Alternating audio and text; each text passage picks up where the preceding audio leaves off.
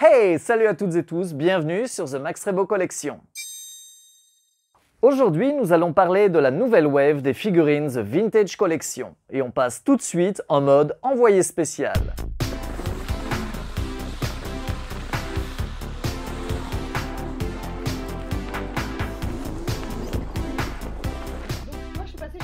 Bon, c'était pas prévu, mais comme il est à 50%, sinon je les achète pas, c'est trop cher. Bonjour, les figurines du Mandalorian, vous en pensez quoi? Bah c'est une Mandalorian, forcément.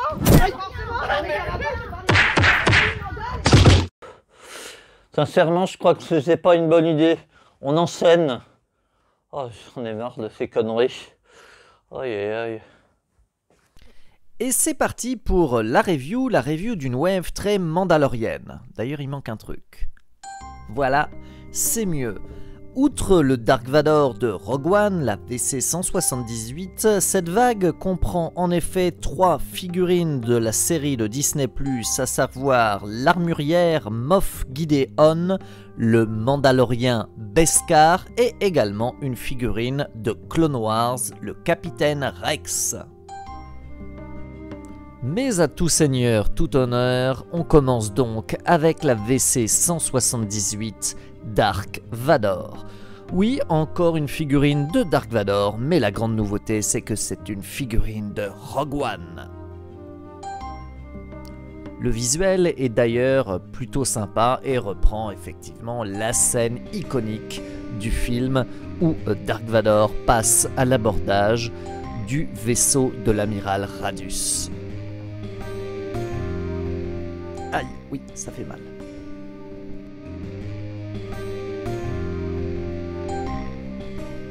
La figurine est plutôt sympa. Alors, il est à noter que c'est une figurine hybride. Alors, c'est une figurine inédite, mais qui reprend, qui combine des éléments d'autres figurines. D'où ce statut d'hybride. Bon, le résultat est plutôt sympa, plutôt joli. Donc elle emprunte en fait des bras et des jambes de la VC 93, donc l'ancienne figurine Vintage Collection, mais en y ajoutant des éléments modernes, notamment le sculpte du casque qui est issu de la récente Force Link.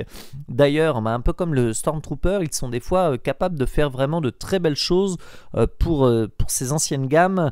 Et effectivement, la head sculpt, enfin la sculpture du casque est particulièrement réussie. Et on a aussi des éléments en plastique souple de la robe qui sont repris de cette figurine et qui font donc de ce medley de figurines une figurine inédite plutôt réussie. Je dois dire aussi la bonne tenue de la cape est vraiment appréciable. C'est encore un Vador, certes, mais une jolie figurine. Bon, après, effectivement, j'apprécie plus d'originalité, parce que des Vador, on en a quand même des tonnes. Mais je dois dire que je le trouve plutôt sympa et que je ne regrette pas mon achat. Niveau accessoires, comme d'habitude, on a droit à un sabre laser. D'ailleurs un seul, on n'a pas une version avec manche avec lame amovible. Niveau articulation, là encore c'est les standards de la gamme, c'est plutôt bien.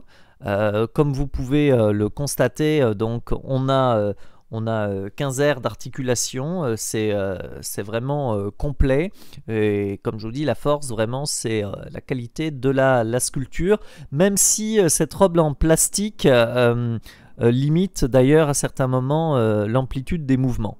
Après, ça reste une figurine plutôt sympa, qui est à mon sens moins intéressante que la figurine suivante, totalement inédite, la figurine de l'armurière.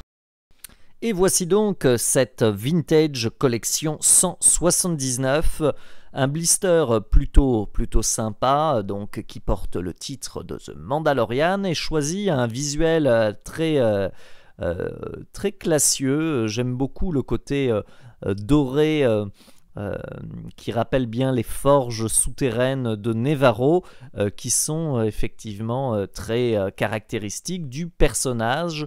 Et je vous propose maintenant de découvrir sans plus attendre ensemble cette figurine qui est 100% inédite. Et ça, c'est vachement important de le rappeler. Alors d'emblée, qu'est-ce que je peux vous en dire? Cette figurine a pour elle d'être bien proportionnée, d'être encore une fois riche en articulation. Pareil au niveau des détails caractéristiques, on est comme sur la Black Series, une figurine fidèlement reproduite avec donc la fourrure, qui est en plastique, sa petite jupe, son pagne de couleur brune, la ceinture, le plastron sont aussi fidèlement reproduits, et surtout le casque qui est le vrai point fort de cette figurine. J'aime beaucoup le paint job, les couleurs effectivement dorées, mais l'aspect aussi usé du casque qui lui donne toujours un peu plus de réalisme, et qui est particulièrement bien sympathique, et qui fait, je trouve, encore plus sur cette figurine très spartiate. On retrouve bien les inspirations hellénistiques avec ce head sculpt, ce helmet sculpt, qui est vraiment très réussi. Au niveau des accessoires, on peut un peu comme la Black Series, on a droit à la même chose, ces longues pinces, alors là qui sont vraiment très longues, et son marteau.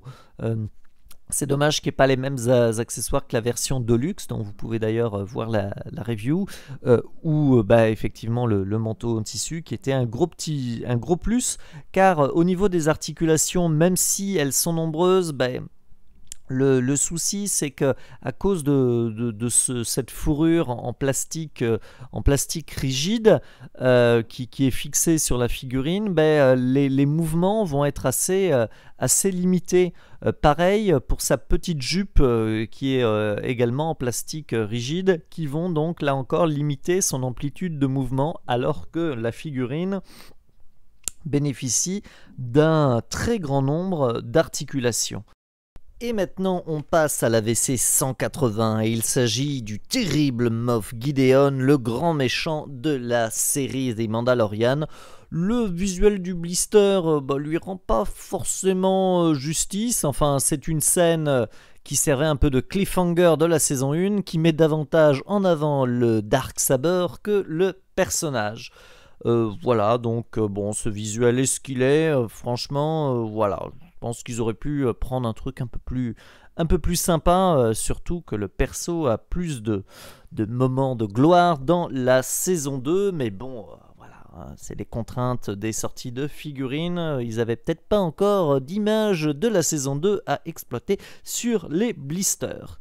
Bon, allez, je m'égare là, reprenons la review de cette figurine.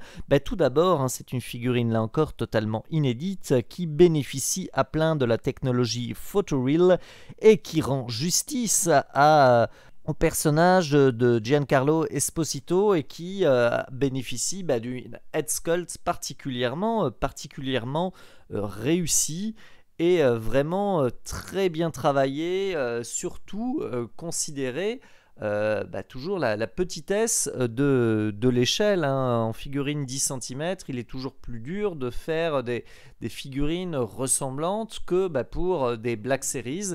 Et là, sincèrement, on est sur quelque chose de vraiment très belle facture, une très belle figurine. Franchement, la Black Series n'a pas à rougir la Vintage n'a pas à rougir de la comparaison avec la Black Series.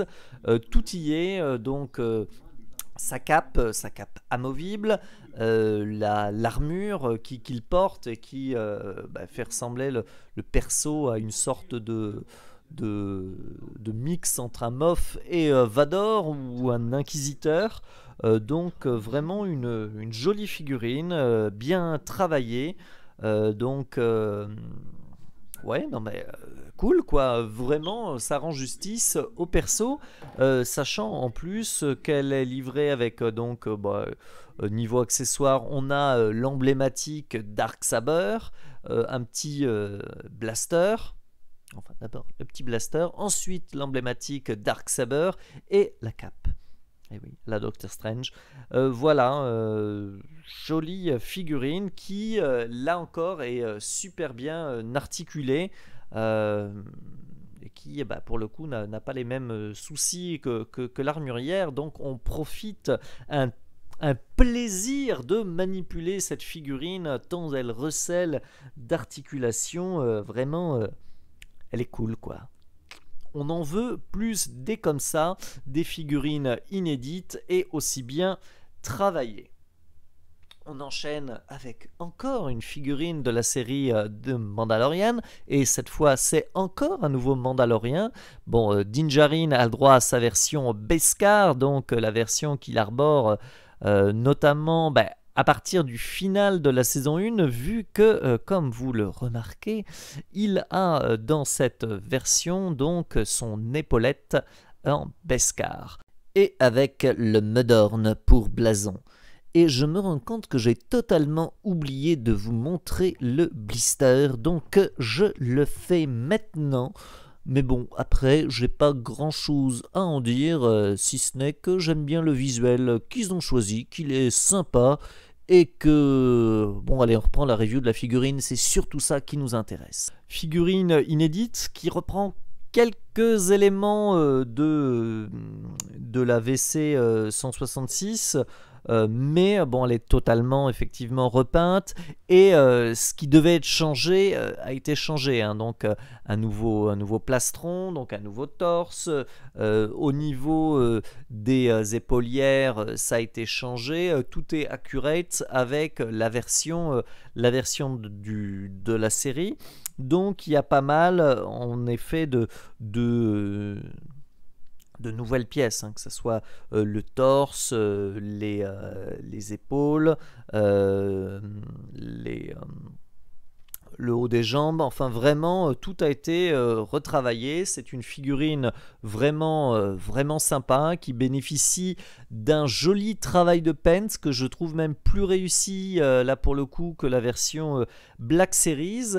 Alors aussi, truc très sympa, c'est qu'il a bien évidemment son jetpack, mais en plus, et ça c'est vraiment le point positif, c'est que le jetpack tient sans souci avec la cape et avec même son fusil désintégrateur. Donc là vraiment on peut le mettre tel que dans la série, on n'a pas besoin de forcer ou de développer des trésors d'ingénierie pour arriver, comme c'est le cas avec la Black Series, à ce que tout s'imbrique. Là c'est impeccable, c'est vraiment super.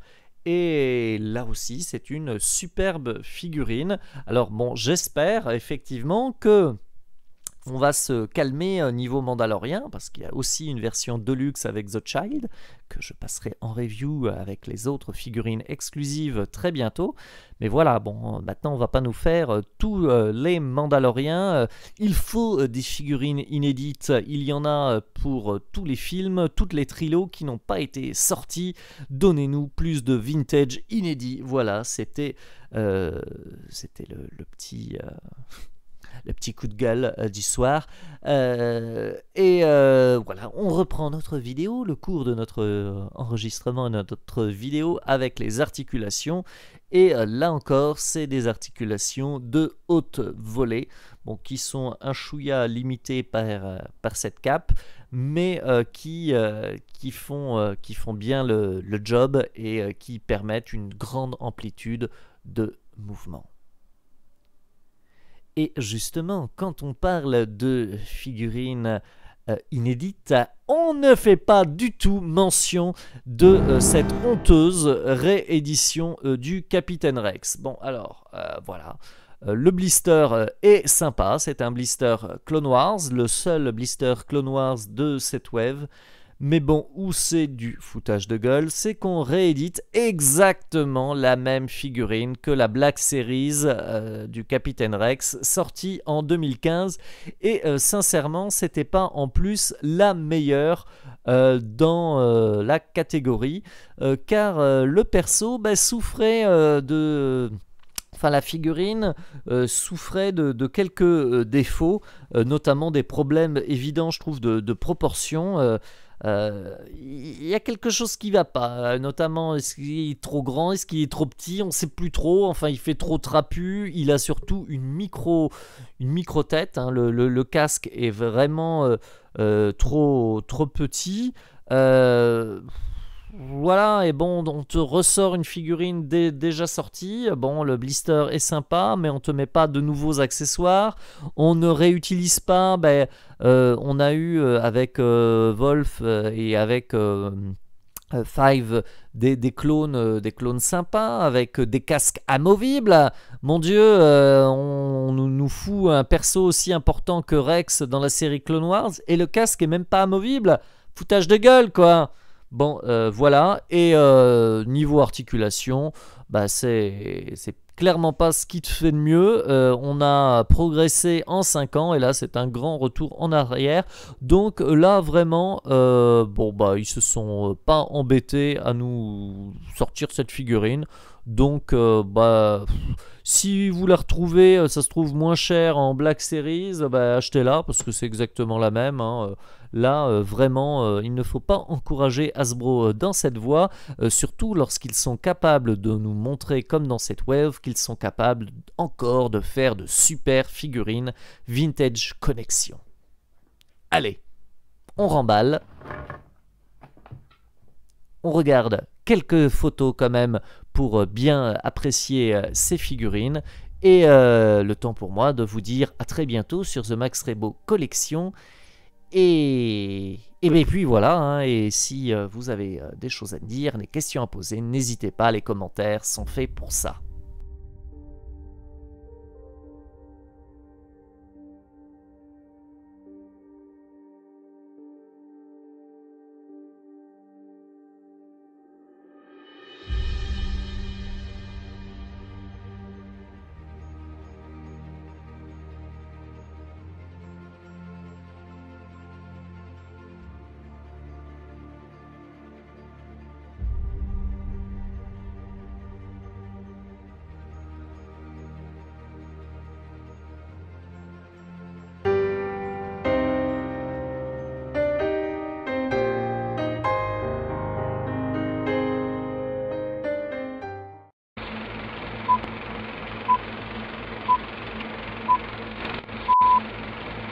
Sinon, je les achète pas hein, quand ils Bonjour, sont- les figurines du Mandalorian, vous en pensez quoi?